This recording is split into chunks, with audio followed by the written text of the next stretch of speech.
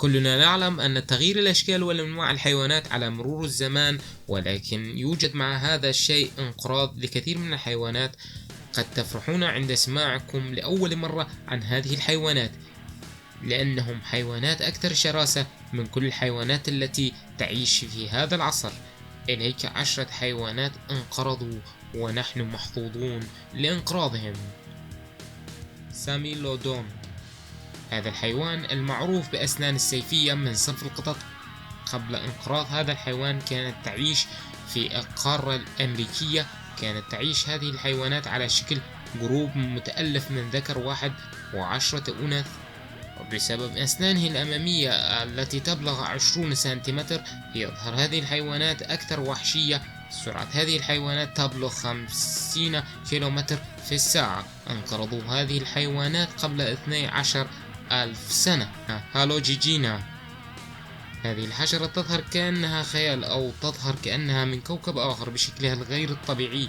تشبه دودة الأرض لكن لها أشواك حادة جدا. هذه الحشرة انقرضت قبل 505 مليون سنة، وطول هذه الحشرة بين 5 إلى 35 سنتيمتر. كانت تعيش على ألواح المحيطات قبل انقراضها. تيتا نوبوا، هذه الزاحف هي أكبر ثعبان التي عاشت على وجه الكرة الأرضية في سيناسيوم. يوجد نموذج بشكل 100% تيتا نوبوا تظهر فيها. تقدر مشاهدة كبر هذه الثعبان في يومنا هذا. لا يوجد في العالم ثعبان بقدر تيتا نوبوا. كانت تبلغ وزن هذه الثعبان تقريبا 1135 كيلو جرام، وطولها 15 أمتار، وكانت عرض تقريبا متر. انقرضت هذه الثعبان ما بين 55 إلى 60 مليون سنة قبل يومنا هذا. ميكانورا، هذه الحشرة تشبه حشرة الطائرة الموجودة في زماننا هذا، لكن هذه الحشرة يوجد لها فرق في الطول بين الحشرة الطائرة، حيث أن مسافة بين جناحيها الاثنين كانت تقريبا 70 سنتيمتر. كانت تعيش قبل تقريبا 3 مليون سنة في المستنقعات. ميكالودون كانت من الأسماك الأكثر وحشية في العالم في وقتها، حيث كانت تبلغ فمها 3 أمتار وأسنانها ما بين 15 إلى 20 سنتيمتر، وكانت وزنها تصل إلى 40 طن. لكي تشبع هذه السمكة أكثر وحشية في العالم، كانت في يوم الواحد تأكل 1000 كيلوغرام. فورد سيرجيادا، كانت تبلغ طول هذا الطائر 3 أمتار، وكانت لا تطير بسبب عدم طيرانهم.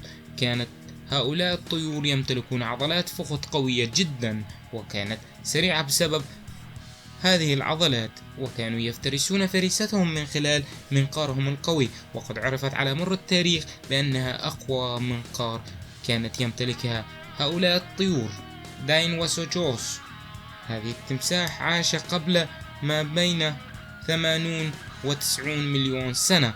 معنى اسمها التمساح الرهيب.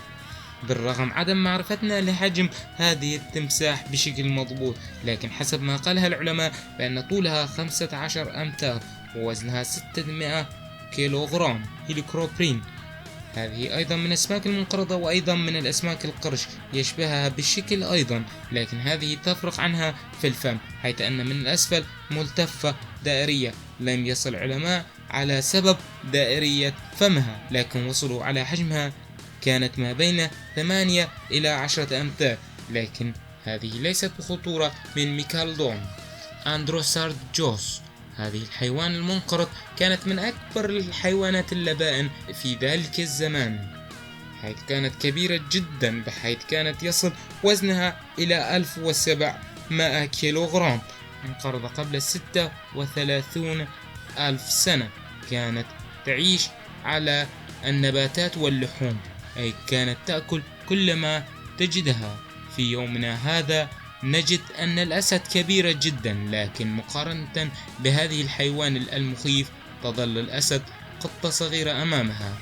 ماكالانيا، كانت هذا الحيوان طولها تقريبا 8 أمتار ووزنها 6 100 كيلوغرام. بالرغم أسنانها الحادة كانت لها ذيل قوي جدا، وكانت تفترس من خلال ذيلها الفريسة.